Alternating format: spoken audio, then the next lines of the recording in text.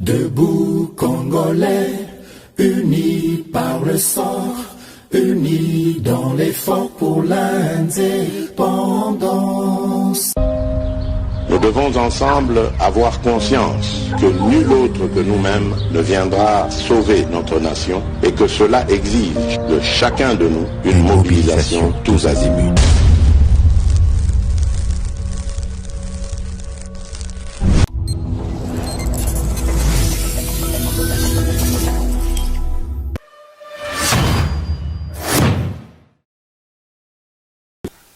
Vous êtes les bienvenus sur GCAM Télévision, fidèles abonnés, chers internautes, de partout où vous nous suivez à travers le monde, en République démocratique du Congo. Je vous souhaite le bienvenu sur ces plateaux de Debout Congolais.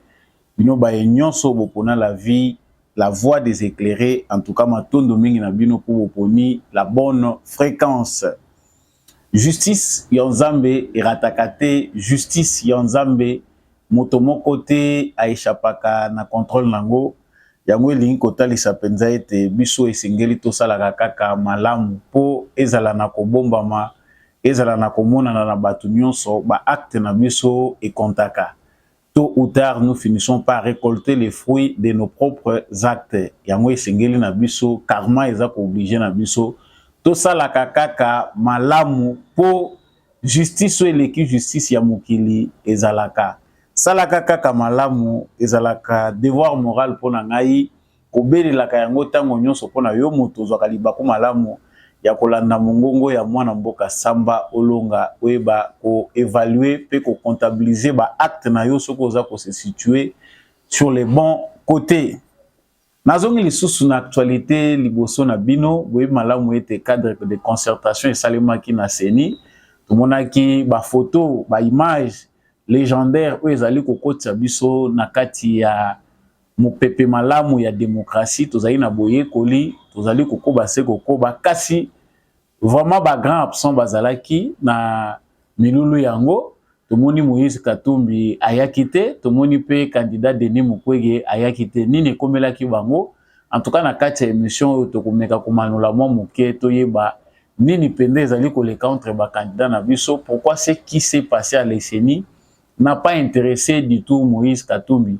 Mituna Moussousou Batouazali Kotuna Moïse Katumbi n'a pas été présent lors du dépôt de sa propre candidature. Moïse Katumbi n'a pas été présent lorsqu'on parle de la présentation de son programme. Azate, tout ça que le Belango Kalamingite, Moïse Katumbi ne sera pas là jusqu'à quand? À quoi attache-t-il l'importance de Yébité? Toujours partant de cette actualité, nous allons essayer d'aller au Congo central pour savoir ce qui s'était passé le week-end avec notre fameux prix Nobel de la paix, Dr Denis Mukwege, qui finissait sa tournée au Congo central.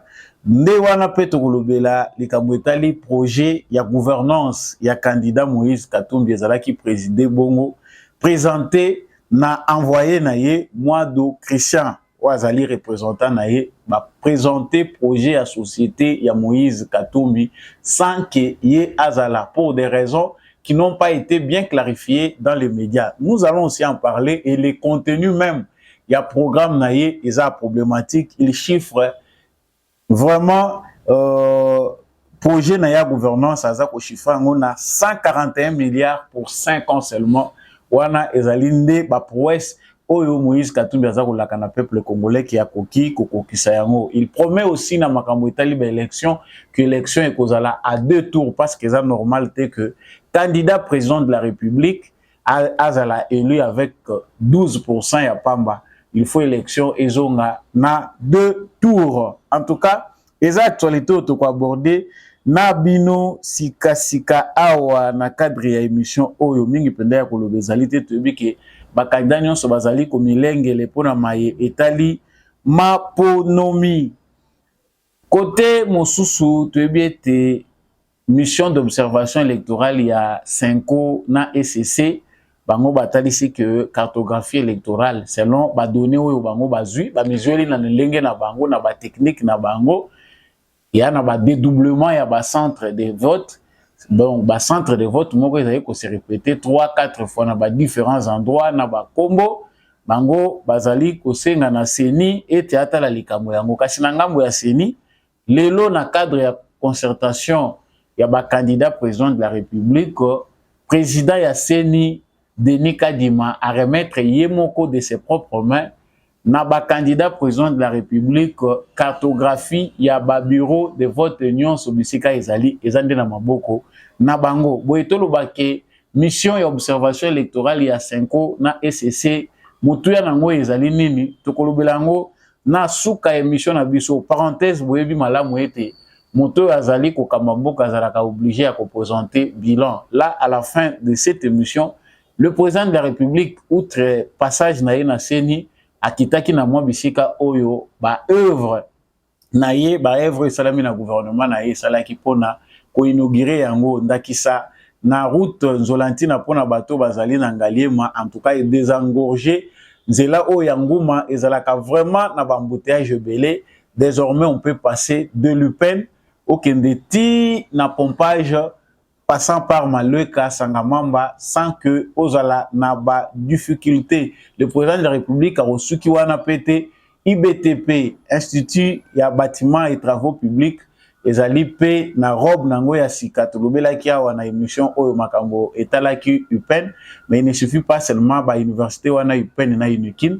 Cette fois-ci il s'agit aussi de l'IBTP yango pe lati vraiment robe ya sika asuki pe lisusu wana te akendaki lisusu na makambo etali courant électrique ezali na mwa centrale moko terme technique eza ko échapper ezali inauguré na Kintuka pona ko desservir population ya coin wana bazali pe kolela na ba coupure ya électricité bongo nde to kosilisa émission na biso ya mukola lelo na tondi bino botondi mingi ndenge boponi fréquence ya malonga o ezali GCAM télévision à travers émission na bino ba éclairé debout congolais. Vous n'êtes pas encore abonné à cette chaîne, abonnez-vous pour ne jamais manquer notre actualité. Partagez surtout, laissez-nous un commentaire. Vous suivez cette émission à partir d'où? Likez en tout cas, ce que vous avez liké, vous avez monté mamabe. Je reviens rapidement dans l'actualité. Lelo pona batoyo baza amoureux ya démocratie, lelo pona batoyo basepelaka komona ba makambo yo epesaka kimia ezalaki esengo. Komona mwana mboka Félix Tshisekedi kopesa na mbote na Martin Fayulu na sourire na elongi ebetisaki ba mususu mabaku, mais pona ba congolais de manière générale ezali vraiment source ya espoir que tokoki pe kokende na maponomi sans que tout finir na kosimba na ba machete to na kobetana to population songolais kende ko attaquer mosusu. Kasi cadre ya concertation ya ba candidat président de la République ezalaki pe na ba raté nango na ba manque nango. Toza na 26 candidats président de la République, na 26 candidats tozaki na bango ba mosusu ba se faire représenter bazalaki bango moko wana te. Ezali nani en tout cas babilongi mususu to yebaka te eza na ba candidat o même ngai pe na yebi kombo te inutile ya ko se référer na bango mais tozota la ba candidat oyo kombo na bango esi yebani sur toute l'étendue du territoire national. Il s'agit de qui? Moïse Katumbi et Denis Mukwege. Nous commencerons par les premiers. Pona nini Moïse Katumbi ne s'est pas présenté comme d'autres candidats lors de la réunion du cadre de concertation des candidats présidents de la République. En tout cas, c'est normal. Ce qui est candidat, moko agenda na yeza chargé, à koki, ko se faire représenter na candidat mususu, topé na moto a parti na ye, pardon, na moto a parti na ye, ko délégué membre ya parti na ye, topé cadre na ye, pour akende ko représenter. Mais na motu ya na makambo etali moponomi, seni a insistaka ete bango moko ba candidat bazala sur place pour que message le kapenda malamo kokoso ezalate bango pe bayeba ko relayer yango po ete kimia ezala. Na lobaki na émission le kaki que maponomi na biso ezalaka toujours accompagné na makelele ebandeli kino suka. Ba organisation ndenge na ndenge basala ka mbongo na sima ya kolobaki tozali koluka kimia na maponomi. okomona bango bazali ko organiser ba formation ya ba jeunes ya ba observateurs na ba église pour na koloba ete tozali ko former batu na ndenge nini bakoki ko batela kimia. Et c'est comme un business, il y a ba organisation ebele parce que ba yebi que en Afrique chaque fois qu'il y a élection, même si ko soit nezalaka mais ya biso esuka kana nzoto, ya biso esuka kana violence. Yango pe comme chaîne moulayi ya business, il y a certaines organisations internationales bayaka na Congo avant ma ponomie jusqu'après ma ponomie pour na entretenir climat oyo bango ba bengaka ya paix. Eza soni tant to lobelaka yango parenthèse nazwaki pona kolobela yango.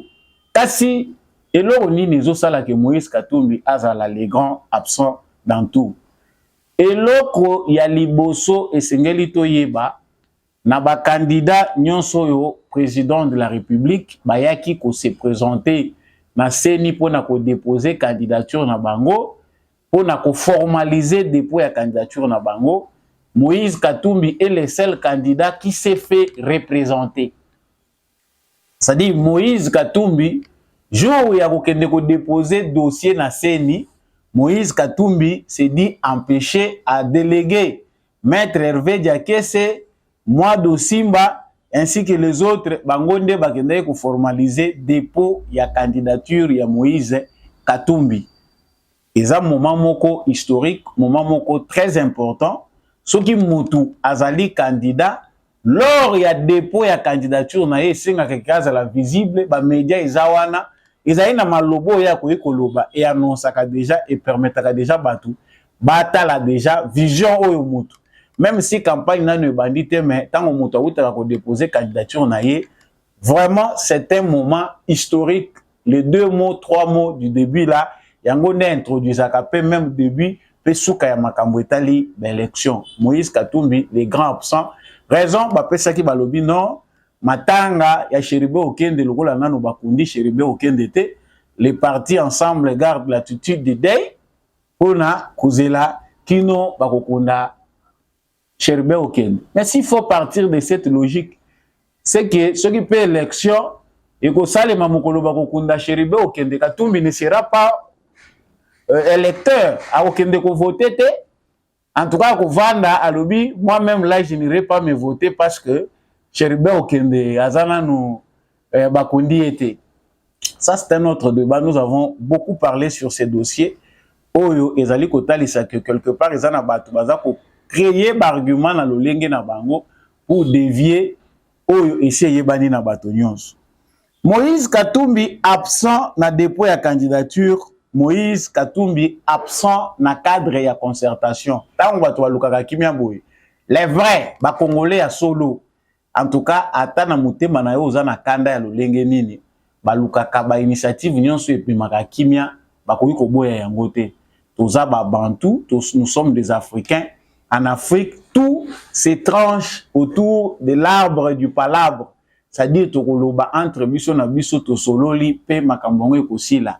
Mais oyo kutu tomonaki akuto tiré bazalaki les 2 ennemis awa ekei ezongi vieux Martin lobi bornanga oyibaki les 2 frères de l'église là tozomona Félix Tshisekedi na Martin Fayulu, c'est 2 frères bakabwana même na église. Martin Fayulu alongwe Philadelphie ake oluka église mususu. Félix Tshisekedi président de la République atekali na Philadelphie. 2 frères qui se sont séparés. Les lots après couteau tiré, pom pom pom pom balobi, soukanango, sourire, au moment que bato baza détendu, au tal même la photo de famille, vous trouvez qu'ils sont côte à côte. Mais étrangers yé banaka. Parce que dans des circonstances comme ça, bana tata moko, tata na biso Congo. Quand vous ne vous présentez pas, tu interpréter le lengeni. Ceux qui communiquent pour Moïse Katumbi peuvent trouver des raisons. Raison, il y a un moment historique, il y a dépôt la candidature. Yo yété. Raison, cadre de concertation, baninga bazako luka kimia toke nina lubiso nyonso. Makambo bapaya bayaka, batubile bayaka, bachaka misu. Bakoyoka na te, biso bana tata moko, to vana nanu esika moko wa. To laksa image que, outre les élections, nous préservons notre unité nationale. Waya, ye abete ango kara. Si au cadre de la concertation, le même jour, tant que les lois, Moïse Katumbi baza ko présenter programme na ye, basi ba présenter un programme na ye ya gouvernance. Moïse Katumbi est absent. Na vandi na réfléchir avant na ya ko lobby la sujet oyo na lobby. Je ne sais pas si à l'autre coin du monde ça peut se passer de la même manière que ça se passe au Congo. Un candidat président de la République absent à tous les niveaux, processus union sont des banda. Parce que l'eau est tikalaki awa, ezalaki kaka que soki carte d'électeur bazwakango par délégation, Moïse Katumbi aurait délégué quelqu'un pour aller prendre la carte d'électeur à sa place. Je l'ai photo, ce qui bakomi photo par délégation. La plupart des candidats se sont accompagnés. Moni, tabazoye bisakabino ki argument ezalaka pasi. Politique ozomona oyo tango linko sala ngo facilement. Soignaka barrière. Papa atali mama aza tuti. Makelele déjà komi ko bota makelele na Congo, makelele leki trop. Bamona nga nazoya ko accompagner na ye et ko bakisa débat. Moïse Katumbi est allé prendre sa carte d'électeur to yebite comment. Maman Zolagi ya ye wapi, nakashobwe toi Zolagi wapi, on ne sait pas. Voilà le bon côté de soigner ses arrières lorsqu'on fait son entrée en politique. Papa koto juif yo maman azape de sous congolais était au sali couple moko ya étranger mi balé mais qui sont congolais de droit, qui se disent congolais de droit. Et comme un moment important obimana maman ozako mona na te azomona na te. Et il y a des gens qui ont candidature, depuis la candidature, ils ont dit que si vous avez un projet de gouvernance, c'est sûr.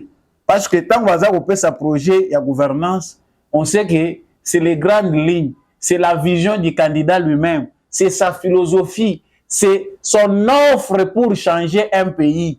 La situation est le candidat Moïse Katumbi qui se présente a déjà planifié, voilà vision, voilà ces grandes lignes. Pour voir que notre candidat est un tonneau vide. Il n'y a rien, il est absent.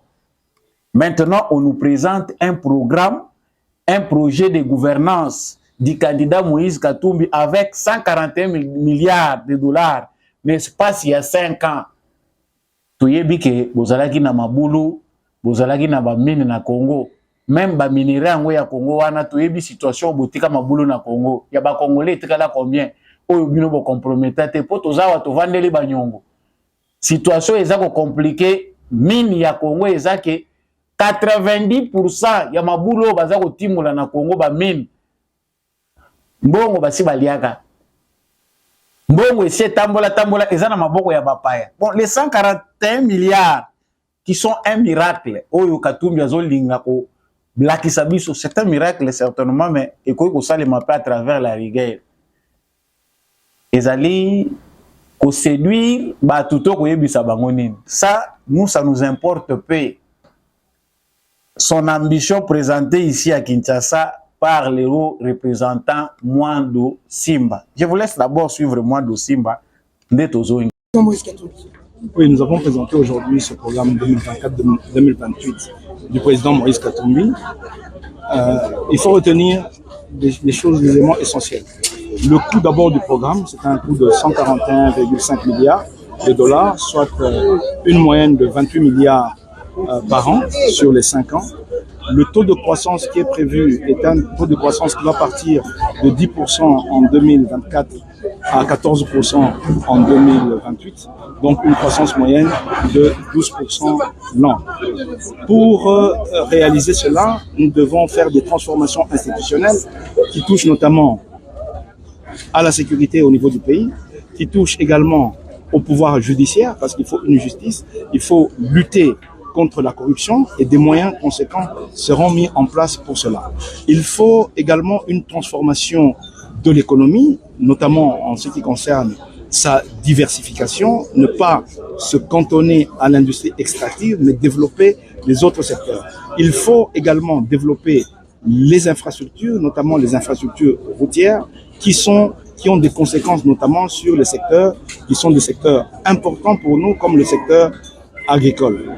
Cela appelle en même temps une inclusivité, parce qu'il est constaté que nous avons des taux de croissance souvent élevés, mais l'essentiel de la population reste au bord de la rue. Moïse Katumbi va mettre en place un système éducatif, sanitaire et de protection sociale pour que nul ne soit resté pour compte. Et il faut que cette croissance soit également génératrice d'emplois pour que les jeunes trouvent de l'emploi. Tout cela doit se faire dans le respect de l'environnement. C'est pour ça que nous avons le pilier important qui est le pilier de transformation durable, où on doit bénéficier de la biodiversité de notre pays pour avoir une économie encore plus développée. Voilà un peu globalement dit pour ce qui est des priorités de ce programme, mais avec les journalistes, nous aurons... Voilà. Wana bolandi eza Christian Mwando. Ndeko moko souffler nga lobi ndeko. Bino boza koyeba tina te. Esengaka mutu azala na maîtrise ya makambo aza koloba. Moni soki vision eza ya yo, même si bakoki ko prêter yo ba mot, même si bato yo baza chargé ya ko élaborer pona yo programme na yo, batie ba mot technique, mais yo moko kolo vision, yo moko kolo programme na yo, okozala à l'aise dans la langue que tu maîtrises pour opérer ba grande ligne ya oyo babengi projet na yo ya gouvernance to projet de société na yo. Mais biso nyonso toyebi eza lisusu secret ya mutu te, bazozo ba yo, ozozo banga, bazozo ba. Et ça on comprend ici que Moïse Katumbi sérieusement fui aza kokima presse. Ayebi ke presse ato sombi yango na mbongo mais po simbisa yo touche ezalaka facilité. Mutu ko somba ye na mbongo mais mutu na muso ayo kotuna yo et memi yo libanda ozangene eloko kosala. Moïse Katumbi sait que s'il s'était présenté lors du dépôt des candidatures, presse ndenge ya kibelane lingaki embrouillé. Eloko lingaka betawa, lingaki tika la viral na ba réseaux sociaux na presse ekolia ye. Ba conseiller ba yebisi ye tete na ba moment bongo yo fanda boss biso to kokenda. Sikoyo awa même présentation programme boko ponate lolenge nini bino boko ko chango de manière calme que to présenter ango à le bâtard à la grande ligne. Est-ce que même ba papier à côté vous avez un problème? Quelqu'un dit oui, effectivement, il aura toujours des difficultés même pour lire tout ce qui est bien écrit. À tabatier téléprompteur, en tout cas, pour un candidat en assurance exacte. Moi, je pleure pour mon pays quand je vois des citoyens congolais, après tout ce qu'on fait comme analyse ici, suivre Moïse Katumbi. C'est vrai, Bolanda Kambongo, mais ça fait pitié. À 3 reprises, yoza komona na nayote, oza totalement absent. Biso toza ko bengo absent, on se fait pas représenter dans des moments pareils. Ça montre que ce candidat n'est pas sérieux. Mais regardez là où Moïse Katumbi donne son importance. On voit qu'il est présent dans des manifestations de football à côté du président de la FIFA et d'autres autorités de cette organisation de football. On dit que Moïse Katumbi est absent. Il choisit au moment où on doit présenter son programme. Au moment où d'autres candidats se réunissent pour trouver un cadre de paix, pour aller aux élections dans la paix, Moïse Katumbi favorise le football. Mais si c'est mieux, aucun n'a pas postulé na FIFA, kuna batu na kate, oza de père et de mère congolais, to oza wapi. Kuna ezalaka na question identité te.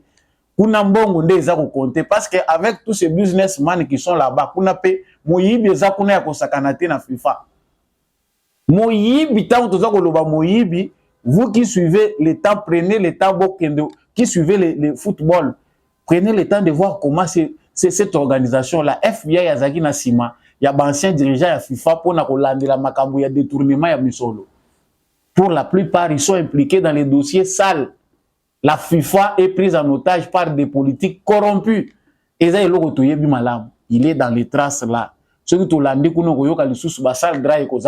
va traîner encore des vieilles casseroles sales pour compromettre l'image. Mais comment voulez-vous qu'on vous prenne au sérieux un candidat président de la République au Congo, quand on présente son programme, lui est à l'extérieur du pays dans des manifestations de football. Accueilli en Afrique du Sud, accueilli Bissika Oyobazako Lobela Makambuya football. Pendant que le Congo, dont tu prétends être les citoyens, est un moment moko très important. oyo eza kosenga ke mutu nyonso fo azala. Interprétez de vos manières. À chacun sa façon d'interpréter, mais moi je pense que je pleure pour mon pays. Le candidat du Katanga est en train de se moquer des Congolais. Franchement, parce qu'on ne voit pas d'autres excuses. Mon mani ni oyo Katumbi a kozala libre parce que awa etikali ya ses sacs. Bosembe pe wana yindi sikuna lobiki no candidat nyonso ba pesi autant oya ko défendre projet na yo, programme ya gouvernance na yo na RTNC. 90 minutes pour chaque candidat. Kuna okopesa lisusu excuse lobby na za empêcher président azana matanga to kolobani. Voilà côté Tokomi. La vérité, elle est têtue, tellement têtue que ce qui est vérité est commis qu'on s'imposer et c'est dans la sous manière sophistiquée à présenter. On a depuis longtemps dit que ce candidat n'a pas une offre valable pour le Congo. Azana offre été. C'est le meilleur candidat qui peut faire face à Félix Tshisekedi. Donc il y a une course. Tu tiens de côté, tu dis que tu as nationalité yango bochana na côté cour constitutionnel validé. Yo candidat président de la République au comique au Kima. Ça se voit visiblement qu'ils ont fuite en avance. Ce que le temps toza retourna pe to lobby au sala meeting na ba province nyonso ko kende na munoko nini na lingala na français to na swahili kozala partout kaka swahili. Là, on sait c'est que où on va finir. Et puis, on va conjuguer tant de verbes. Cette campagne, moi, je vois si les élections auront lieu. Il faut te préparer pour CNP à comédie Gozala. Ça sera facilement. Et voilà la beauté de la démocratie. Si c'est qu'elle dit, à ça, petit ton que tu as pour la campagne électorale. Circuler partout comme chez vous, mais tu as et je ne sais pas ce qui Congolais nanda kwa kosenga lisuba expliquer yo na sala nini croquis to sala nini pour te expliquer yo mutokolo bakenga na yebite. Visiblement Moïse Katumbi c'est un candidat pour la division. Les candidats de l'unité ont répondu à l'appel de la CENI. Les candidats qui n'ont pas besoin de l'unité, les candidats qui ont besoin plus de manipulation que de conviction, ils ne seront pas là dans de tels rendez-vous. Ils doivent trouver des excuses. Pendant ce temps, le docteur Denis Mukwege via Lembi tourné à Congo Central et les Kaki Makasi. Logo la tamboli mingi et puis par là de Congo Central na ce qui bandeko nanga vidéo mwana mobali oyo eza très viral peut-être bolanda ki on suivez d'abord cette vidéo là et puis on revient. Mpiaka botala mukwaji yeyo mpiaka botala yeyo bomone na Congo Central bomone yeyo docteur yeyo ile bomba central billion so bomoni d'abord nga polémique bomoni billion so bomoni mukweje yeyo ana ke yagena intérêt sise d'abord nga makamo polémique oh wana eza tourné à docteur après avoir rencontré les autorités religieuses et églises catholiques na Congo central. Autorité où il y a ces pélés na bango. Et puis voilà le docteur qui va se balader dans Congo central. Cher docteur, les prix Nobel ne vous suffisaient pas pour venir vous ridiculiser dans un domaine où on sait que la plupart des Congolais sont très mal vus. Voilà où la manipulation amène les gens. Candidat libre congolais, vous pouvez battre campagne, faire tout, mais on voit ici que notre cher docteur va beaucoup perdre en image. Image en construit bizarrement, hein, parce que biso ba mususu image wana toza ko accepter en une image de fabrication. Vraie image au biso to yebi eza entaché d'irrégularité. Parce que bateau yo basali image wana ba façonner ango ba tailler ango, ce sont des malfaiteurs. Voilà pourquoi nous autres qui avons félicité tant cette image, nous avons montré que cette image moko ya manipulation. Comme si ça ne suffisait pas, par exemple, docteur à lobby n'a causé raté. Je n'attendrai pas 2028, mieux vaut y aller. Vous y allez. Et voilà la suite. Voilà la suite. Basi balobaga ke oyo eza gynécoté. Le Congo eza lokola mbetute ya o mutute pour que ne kosala yo opération que ne kote awe komi ndenge mususu. Notre docteur pasteur a commis le rôle à prêcher. Voilà les occidentaux là où ils nous amènent lorsqu'ils veulent manipuler certains de nos citoyens ou de nos concitoyens pour être à leur service. C'est visible l'illustration boza ko mona ngobino moko tala côté toza ko kende. Siko boy avec ces 26 candidats, vous allez nous dire que voilà Tshisekedi atabache devant tel adversaire. C'est bien visible que Félix Tshisekedi part gagnant. Outre l'image qu'on a, tant que nous avons 26 candidats, on a touché bango boye. To éliminer ba poids moche nyonso na bato bazako kima justice par les élections le Rolande ko Matata Ponyo. Matata Ponyo tant ya azako lukokima wana tant azotambola na makolomi balé na seni aza malade te. Soki justice bengie Matata Ponyo aza malade. Sikoyo a appelé les ezalaki jour il fallait que nous répondre kuna na justice à KPT. Mais les malades là dont on parle, il est dans les activités politiques ou aza malade te. Mboko ebongi na théâtre, tozo bonga na makambo solo te. Comprend qui veut ba révélation musu ezali koya. Mais Moïse Katumbi pour la kosili sawa 141 milliards de dollars. Ndenga mutu kangi ngai na matoi na lobi 141 Félix Tshisekedi kuta lobaye 80 milliards pour 10 ans. So il y a lobi 141 milliards pour 5 ans. Eh na mboko batu bazana ba vérité bele ba yebi mboko yo. Bon, certains diront que c'est possible, mais quand on regarde les cadres, faut pas être surréaliste ou bien irréaliste. Atabito biso batoza ba expert était l'économie en autant toza kota la indicateur. Tu vois que économie na biso ezali ko se comporter malamu selon ba organisation minene ya finance ndenge baza ko évaluer biso. Tozo ta la paix musalo toza nango ya ko assainir environnement ya mine parce que yango nde mutu et rapporta ka biso gros en termes ya ba revenu. Toza ko banda kota la sikoyo création ya ba ko promouvoir bien peut-être ko créer ba entreprise ko permettre l'économie na biso ya grandir. Awa plus toza ko dépendre to l'économie na biso eza ko peiner ba industrie ezate.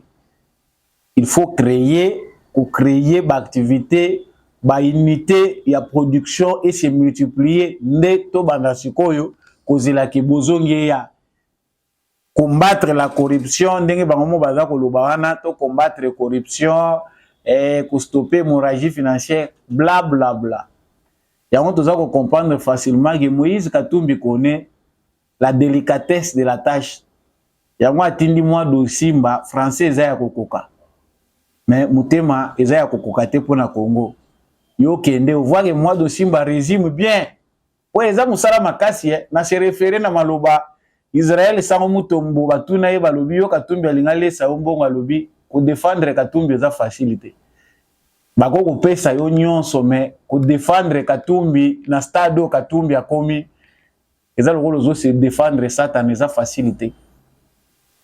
Et on voit que ceux qui communiquent pour Moïse Katumbi n'ont pas la tâche facile. Bande konanga toyebi ke bozo lukalar. Et puis na moment ya campagne électorale boye ça compte mbongo ekozala belé. Oko somba moi 2000 lupango, oko somba moi mutuka. Il faut doubler les tarifs, voire même tripler. C'est dangereux parce que vous-même vous serez vraiment tourné en bourrique. Et ça facilité. Nous avons dit, Mangambu mususu bande kona biso il y a mission observation électorale, il y a CENI, et mission d'observation électorale, il y a 5 na SCC, ma péchi révélation na bango. Na communiqué na bango, ndenge boza komona ngo, bango baza kotalisa après observation na bango ke basenga ki CENI a publié cartographie, il y a ba bureau na ba centre de vote nyonso. Topé atela bango en ligne na format où ezali téléchargeable pour bango bazwa à disposition. Faute ya CENI kopesa bango ango bango bakei ko télécharger na ndenge na bango na site ya CENI bazui yango aller ba analyser. Après analyse va découvrir qu'il y a des électeurs fictifs dans le bureau fictif. Qui est voleur, qui dit vrai? Logiquement, la CENI n'a pas remis la cartographie à bureau à vote na petit atelier pour faire ça mon douter. Alobaki na bango que ekozala bako afficher ango, bako tia ango, bako présenter ango les 15 mais ba candidat bako zo ango bien avant. Lelo tant toza kolobawa Denis Kadima na vidéo boza komona azali ko remettre na chaque candidat cartographie ya ba bureau de vote na ba centre. Denis Kadima ye wana za ko remettre bango. Bon, oyo bazali ko remettre na bango nde biso to ko juger parce que to yebite basango na biso bango balobi ke ba recourir na ba moyen technique oya bango pona ko espionner CENI ko arriver ya ko télécharger oyo CENI atie nanu na disposition ya batu nyonso te. Kadima apesi mususu.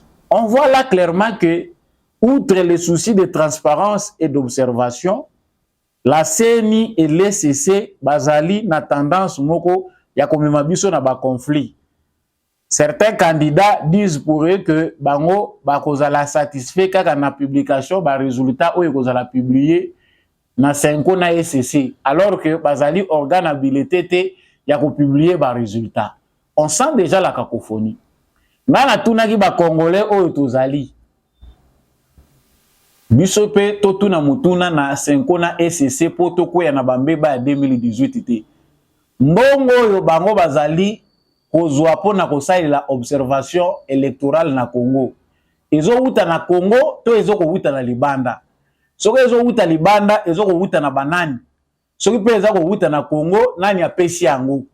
Catholique na SCC basangisaka mbongo ndenge nini? Qui sont les principaux donataires? La même transparence qu'ils exigent à la CENI, yango pe biso toza ko exiger na bango po bazala instrument te ya division ya ba Congolais na ya manipulation po lobito bunda bitumba. Bango bazala lokola bango nde mutu baze église au milieu du village alors qu'ils sont dans un jeu oyo bango bazali ko se retrouver facilement. Toyebi qu'après l'élection à 2018 makambo abe shola yebisaki biso. Toyokaki makambo yaki kobima. 40 000 smartphones. Toyokyo, nous étions financés par des organisations, mais tout cas là, comme on a mukanda, mon côté na ba organisation, on n'ingi ba financaka traçabilité monanati. C'est business qui consiste à utiliser nos églises pour être aussi à la base du désordre lors des élections. C'est un mauvais business que tout Congolais doit dénoncer. Toza Kobelela, que les autres organisations demandent aussi à la mission d'observation de la 5 et de l'ECC d'être transparents dans leur fonctionnement. Ce sont des Congolais qui veulent savoir comment fonctionne cette mission. Avec l'argent de qui nous ne voulons pas que l'argent qui vient de l'extérieur vienne encore diviser les Congolais. Et mission Nabiso Ekomi Nasuka, naza kotuna bino awa, naza kotuna teme naza ko présenter na bino awa.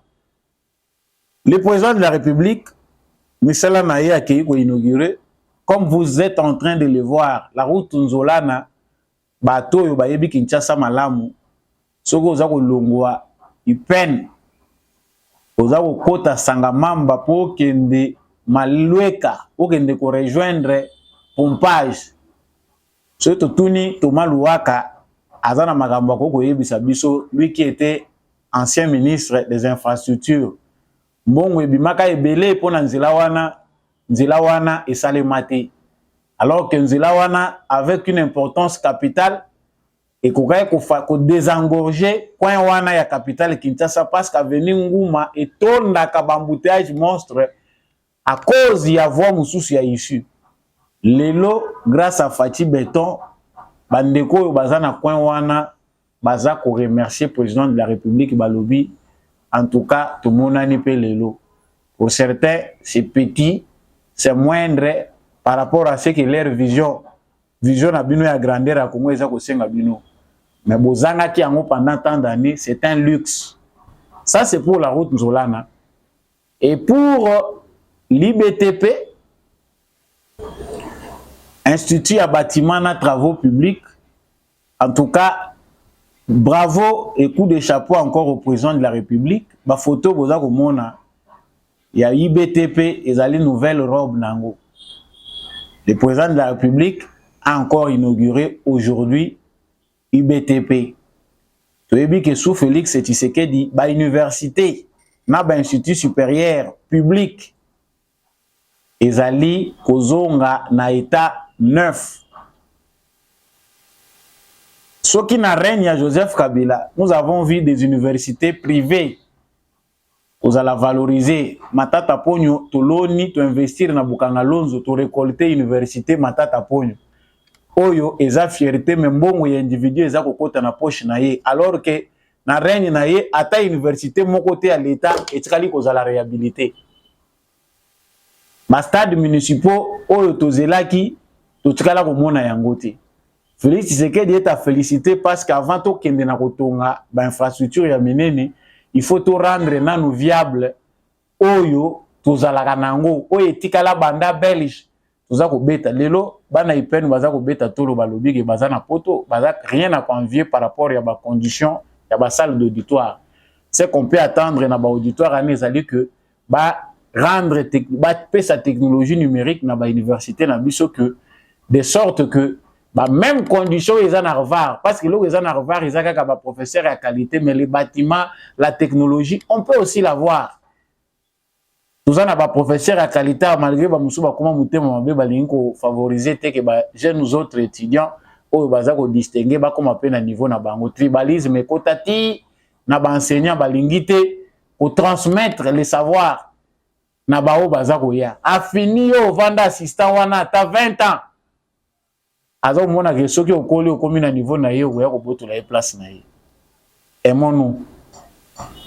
Dona bosuki ici station ya makambo etali courant oyo ezali ya Kintuka ezape moko ya Evre ya Fati émission ya lelo esuki wana omoni malamu ke ba sujet nyonso to abordaki ekomi à terme soki bosipelaka na banalize samba olonga soutien na bino pe ezali utile pour que émission oyo ekoma de plus en plus éclairer toute l'étendue du territoire national et les Congolais en général.